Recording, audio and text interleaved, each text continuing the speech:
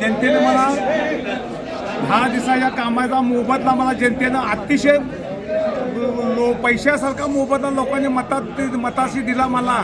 या जनतेचा उपकार आणि नरके साहेबांनी तिकीट दिल्यामुळे ह्यांचा आणि अण्णा आमचं गुरु S.R. पाटील ह्याच्या मार्गदर्शनासाठी मी इलेक्शन लढवले आणि पार्टीचा आग्रह होता इलेक्शन लढवायला. मी शेतकरी कुटुंबातला असून तरी पार्टीमधून लढवा लागत्या.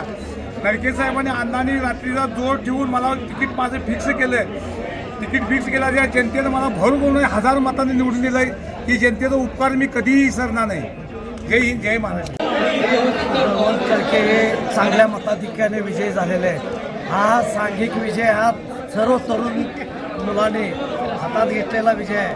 फक्त 10 दिवसाच्या या वेळ मिळाली ती विरोधक गेली 5 वर्षे ह्या इथं निवडणुकीसाठी संघर्ष करत होते.